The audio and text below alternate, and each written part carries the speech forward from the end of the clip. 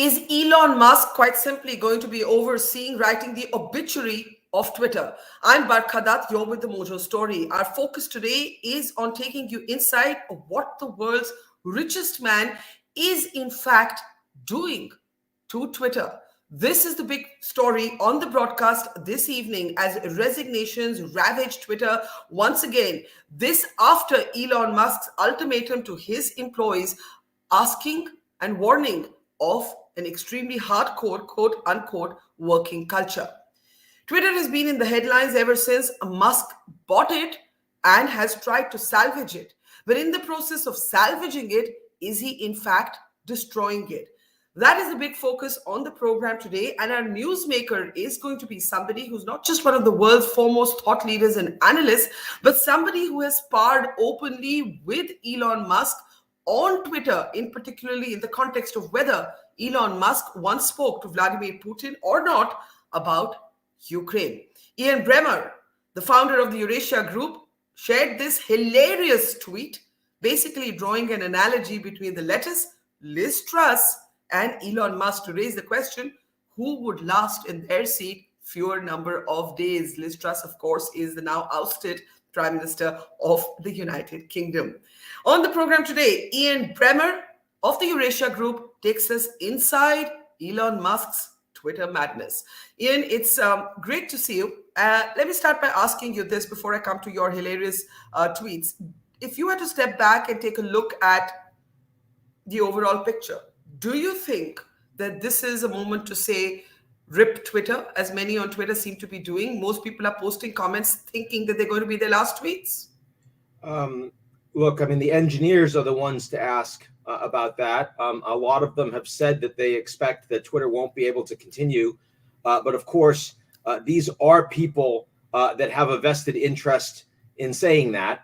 And there's going to be obviously a level of emotion around the fact that they are leaving their job in a public and unceremonious way. So I think we have to take that with at least a little bit of context. Look, there's no question that Elon Musk has been one of the most extraordinary entrepreneurs of our lifetimes. But he also has dabbled enormously in the field of global politics. And Twitter is sort of in between. It's something he decided he wanted to own, in part because he liked being one of the principal users and because he has very strong views on free speech.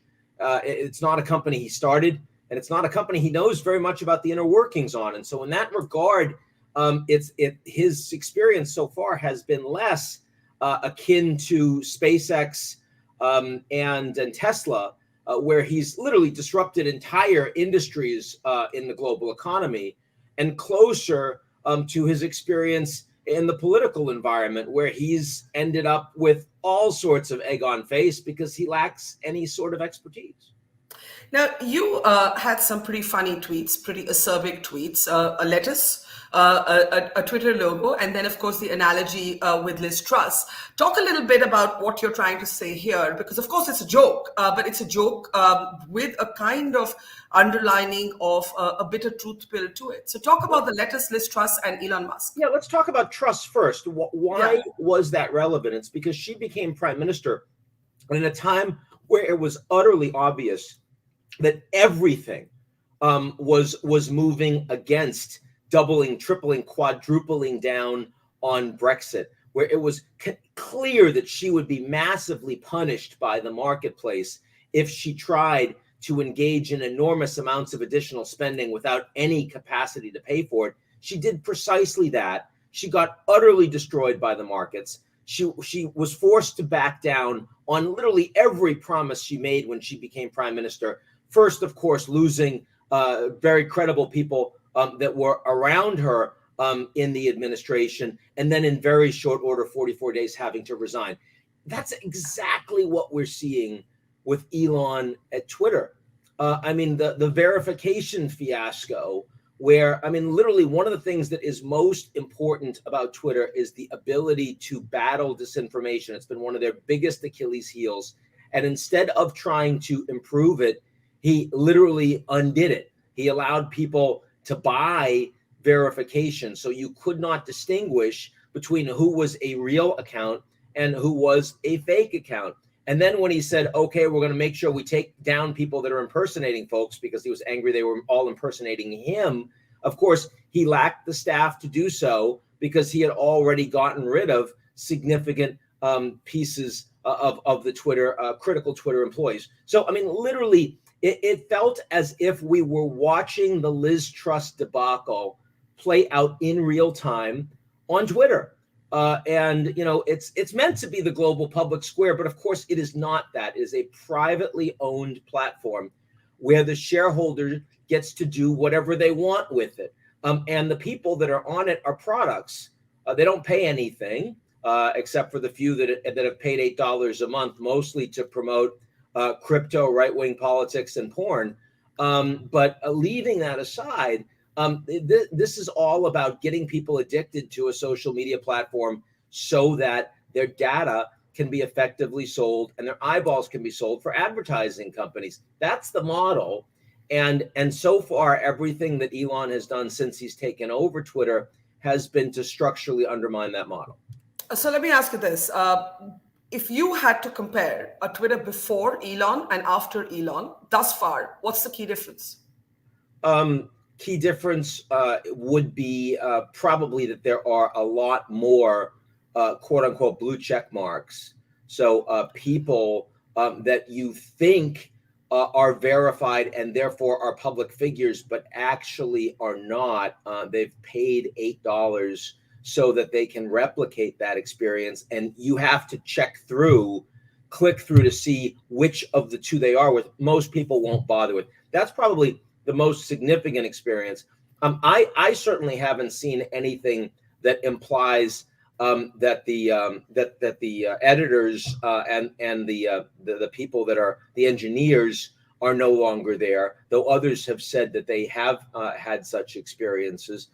Also, clearly, a lot of advertisers have walked away, but again, that doesn't mean that they're not able to get advertisements so far on the platform. Okay, so you spoke about how this is actually just a privately owned social media network, and actually the owner can do what the hell he wants to, including raise Twitter to the ground. But there are, in fact, geopolitical implications. There are geopolitical debates right from the time that we've seen the Russians actually being accused of meddling or interfering or influencing the US election the last time Trump ran. And if we come out of this and we take our viewers to something you tweeted, this is a very, very viral tweet of yours when you said that Musk told you he spoke with Putin. And of course, Elon then retorts, oh, nobody should trust Ian, and this carries on. But you stuck to your guns and you said this conversation happened. Now, this is a really important tweet, Ian, because Biden, the US president, is now speaking of potentially investigating Elon Musk for links to other countries, foreign nations. So I want you to take us back to this tweet of yours and look at it in the context of what Biden has said today. Well, look, I think the big problem that Elon has is he owns 3 different companies which are geopolitically very non-aligned, and that's a problem for him.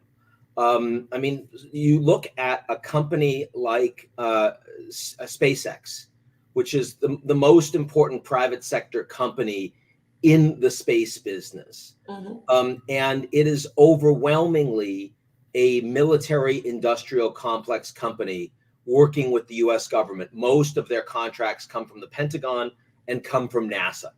And in that regard, you would expect them to act more like Lockheed, or more like Microsoft. You'd expect them to be a champion for the United States, working principally with the US and its allies, that sort of thing. Then he owns Tesla. And Tesla is, of course, a global company that's not aligned with any countries, but China's their most important market. Most important market for future sales. 25% of all car sales in China are electric vehicles. It is also critical for their supply chain for some critical minerals, and it's also critical for their AI development, which they do with partners on the ground in China. And then third, he now has Twitter, which, as I said, is a private company and is not in any way responsible to promote free speech, But nonetheless, a big part of its brand and a big part of Elon's brand in buying it is promoting free speech, which, of course, from his perspective, means that anyone can say anything they want. Comedy is back. Well, the Chinese clearly aren't supportive of Twitter. They don't allow it in China. And the US government sees Twitter and social media as a big problem in terms of disinformation and misinformation. So you can see that, like, anyone that was thinking about how to align their models over the coming 10, 20 years would not be thinking, would understand that geopolitically they were going to be squeezed massively by having these things exist and grow and trying to become dominant at the same time. And in fact, remember, Elon Musk's idea for Twitter was to create the app X, which was going to be the super app for all things. In other words, very different than Twitter presently, much more like the metaverse, much more like a super Uber app like you have in China for WeChat, where everyone does everything on that app. You get all of your data on it. You're doing all of your economic transactions on it. And that only really works if the digital platform is itself sovereign. In other words, governments don't matter. The United States, China are unable to effectively regulate you. And Twitter/X gets to be a government unto itself. So literally, you have these three different companies with three different worldviews that are fundamentally competitive with each other. And so when I say at the outset that I think that Elon, and I've said this publicly so many times, I think he's an extraordinary entrepreneur. We've almost never seen anyone like him in terms of creating ideas from thin air that can change the world, and I respect that. At the same time, the idea that the three companies that he wants to drive are literally driving towards fundamentally incompatible worldviews is a problem. And it's not an entrepreneurial problem. It's a geopolitical problem. It's how your company fits with the political space, which is something he's never really cared much about or spent much time thinking about, and maybe he should. Politics has entered this space, right? Even in the United States, you've got conservatives, the Republicans more sympathetic to him, Biden critical to him. There have been analogies drawn between Elon Musk and Donald Trump. Do you see any analogy? Do you think that these are men who are presently being underestimated because they tend to rant? They rant publicly. They thrive on being abrasive. They enjoy provoking people and getting under the skin of people, and they don't really follow the rules. Do you see that analogy, and how do you see the political fault lines when it comes to Musk and Twitter? I think the analogy is that we live in a world where individuals have the ability to act with a level of impunity. That, outside of traditional institutions, there is this anti-establishment sensibility. And even though both Donald Trump and Elon Musk both came from very wealthy families, and so as a consequence, they didn't build it themselves. They had enormous amounts of opportunity and network to do what they did. Nonetheless, they come across as they are the iconoclasts. They're going to break everything down. They know better, and they will represent you in the fight against all of those bad people in the policy establishment and in the media establishment and the pointy-headed public intellectuals, the MDs like Dr. Fauci, and the PhDs, perhaps even like myself. Look, I get it. I understand that that's popular, it's fashionable, but it fundamentally, what it means is it's an effort to undermine expertise. It's an undermine. And so when Elon said, I'm going to democratize the check, and so you can be a public journalist now, meaning literally anybody out there can fly the plane. You don't need to have expertise flying the plane. Your view is just as important as anybody else's. And that's what Donald Trump says when he says, I love the undereducated. Look, we all love the undereducated. We all love people. Actually, Donald Trump has done more to show that he doesn't care about large swaths of people on the planet than almost anyone out there, because he tribalizes and demonizes. But what they are both trying to do is say, those of you that are outside the smoke-filled room, their expertise doesn't matter. We're going to empower you. And of course, what that means is pitchforks. what that means is disinformation. What that means, the democratization of information ends up being a dumbification of the public sphere. And that's something, as someone who represents civil society and a democracy that I believe needs to function well for the rest of the world, I think that both of these individuals politically have done a lot of damage. I love the phrase dumbification of the political sphere. I think that captures everything. I have a couple of minutes left with you. Let me ask you this. From that time that you outed the fact that Musk had spoken to Putin about Ukraine, and you went public with it, and he was quite hostile to you on Twitter. Have you had a chance to sort of have any more conversations about that or anything else since? Well, I mean, I don't think he was hostile. He didn't like the fact that this was public, and he said no one should trust Bremmer. He didn't say I was lying. He just was upset about it, and that was it. And I didn't talk to the media about it at the time, and I wasn't planning on talking to the media about it today. What I will tell you is that the newsletter that I wrote, which was a private newsletter that goes to sort of clients around the world, as well as some friends, including you, Barca. You got it. Yes, I didn't. It didn't go public, and you didn't go public with it either, as you knew you weren't supposed to. And so I was not trying to make news or be news on the back of this, but of course, as someone who's been writing these for 24 years now, I stand by every word that I wrote, and I still do. But the fact is that on Ukraine specifically, we really need to promote an honest dialogue about what can avoid World War III, and that should not be the Kremlin's talking points.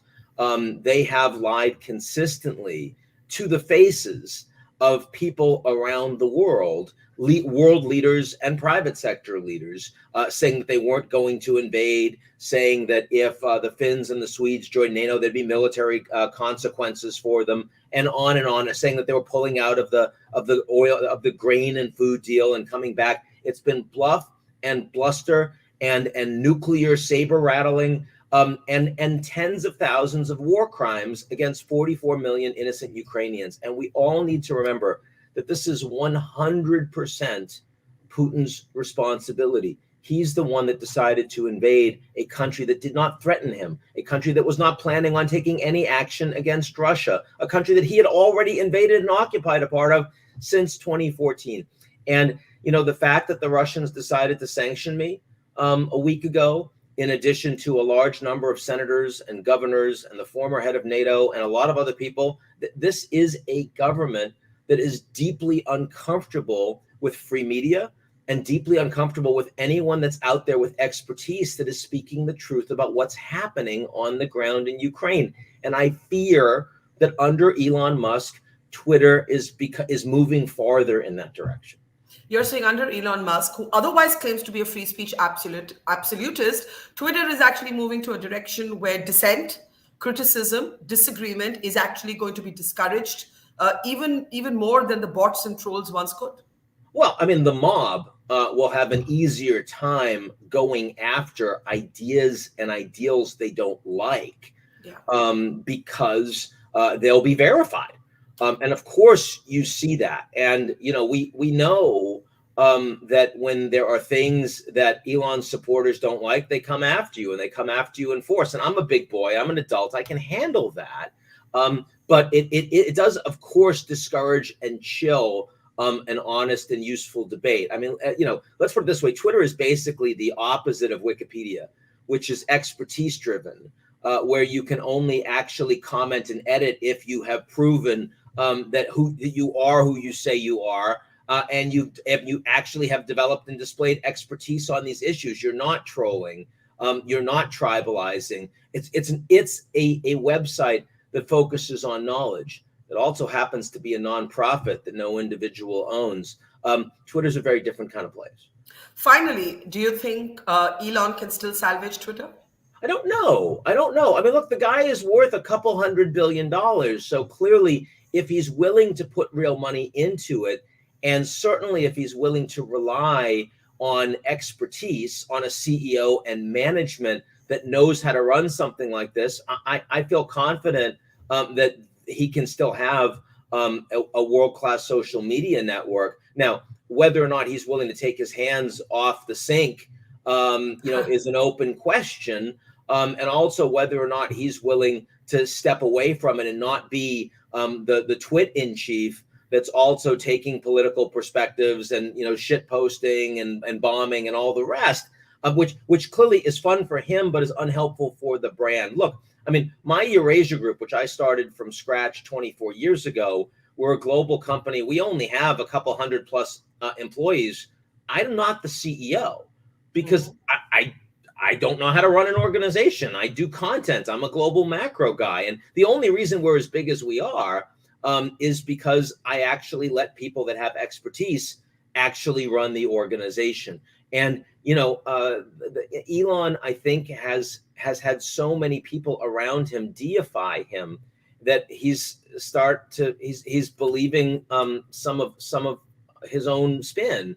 And I fear that has hurt him on Twitter. It has served him incredibly well with Tesla and SpaceX. It looks like it is not in a space that's much more overtly political. Ian Bremmer, it's been a pleasure. Learned a lot. Looking forward to the next exchange between Elon Musk and you. Always gives us a sneak peek at what's going on behind closed doors across the world. Thank you so much. And we hope to have you back soon. Thanks, Yep. Ian. Bye. Take care. Bye-bye. It's great to see you here. Thank you for watching our work. If you haven't subscribed yet, don't forget to click the bell icon and subscribe to Mojo Story and support independent, robust journalism.